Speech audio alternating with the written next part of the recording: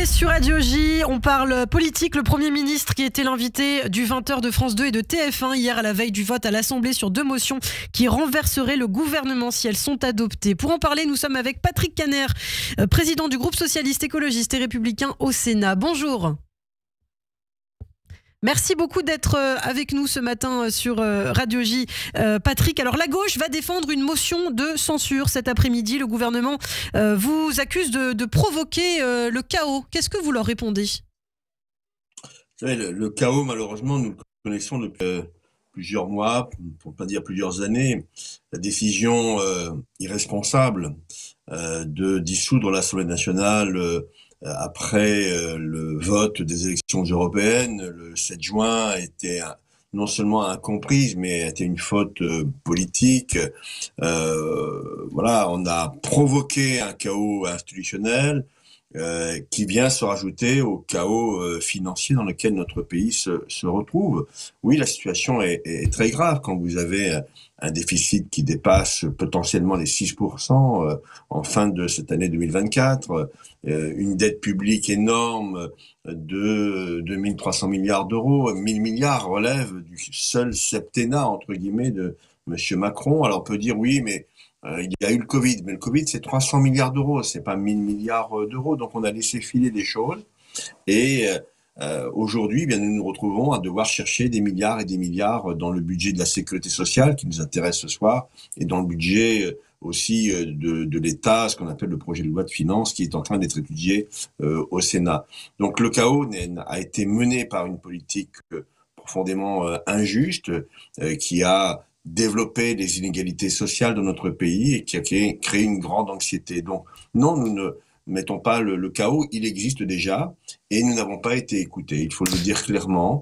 Moi, j'ai été reçu avec Boris Vallaud par Monsieur Barnier. Je peux vous dire qu'il n'a fait aucun geste en direction de la gauche et je le regrette profondément. Alors, du côté du Rassemblement national, par ailleurs, en inscrivant son budget dans la continuité catastrophique, je cite, d'Emmanuel Macron, le Premier ministre ne pouvait qu'échouer. C'est ce qu'a écrit sur X la présidente du groupe RN à l'Assemblée nationale, Marine Le Pen. Il avait en revanche le choix et le devoir de ne pas mentir. C'est ce qu'elle a dit. Que pensez-vous justement de l'attitude du RN qui a obtenu plusieurs concessions quand même de la part du gouvernement pour finalement le censurer? Oui, alors le gouvernement avait choisi, M. Barnier en particulier, de négocier avec le RN. Il aurait pu négocier, je l'ai dit il y a un instant, avec d'autres, et notamment avec les propositions raisonnables du Parti socialiste pour améliorer ces deux budgets que j'évoquais il y a un instant. Donc c'est regrettable parce que le RN ne veut pas gouverner. Le RN ne veut pas de solution. Le RN n'a qu'une seule préoccupation, pousser le président de la République à la démission pour provoquer une élection plus rapide et peut-être même sauver sur le plan judiciaire Madame Le Pen si elle était malheureusement, pour moi en tout cas, élue présidente de la République. Donc négocier avec le RN, c'était se tromper automatiquement parce que les buts du RN ne sont pas de permettre au pays de poursuivre sa voie normalement. Et donc ils ont poussé les feux les uns après les autres. C'est un peu comme le sac de Mary Poppins, si vous vous souvenez de ce film où elle enlevait quelque chose, et puis il y avait encore quelque chose, et encore quelque chose. Donc il y aurait toujours eu une demande, et donc le RN a montré son cynisme. C'est un mot qui est fort, mais qui est juste pour cette formation politique qui n'a d'intérêt que l'élection de sa chef, Marine Le Pen. Donc le RN n'est pas digne, n'a pas été digne de cette négociation, et malheureusement, c'est lui qui a été choisi pour pouvoir sortir du chaos qu'on évoquait tout à l'heure. Alors, les deux textes seront examinés aujourd'hui à partir de 16h à l'Assemblée nationale, Patrick. Concrètement, comment sortir de cette crise ?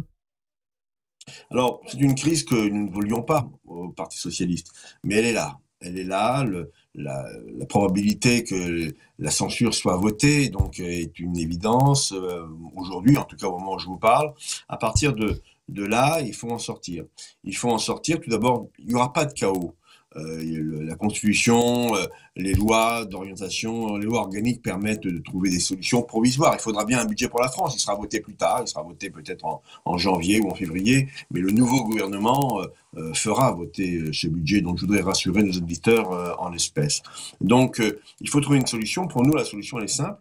Monsieur Macron a choisi d'abord la droite pour gouverner le pays. Eh bien, il doit offrir à la gauche, et notamment au Parti socialiste, la première force politique de gauche, le soin de mener demain le destin de notre pays. C'est un choix politique fort, mais nous sommes en capacité de pouvoir gouverner, nous avons des propositions, nous avons déjà gouverné, et nous avons dit avant-hier par un communiqué de presse que voilà, il faut choisir à gauche celui ou celle qui portera demain le destin de nos concitoyens. Et donc nous y sommes prêts, et dans le cadre d'un grand axe républicain qui ira plus loin que ce que nous représentons naturellement, et nous pouvons tendre la main sur des projets identifiés préalablement à d'autres sensibilités politiques de l'axe républicain qui nous permettent de sortir de cette crise. Donc je suis optimiste ce matin malgré tout, Hélène. Eh bien on a besoin de cet optimisme. Merci beaucoup Patrick Caner, merci d'avoir été avec nous ce matin sur Radio J. Je vous dis à très bientôt.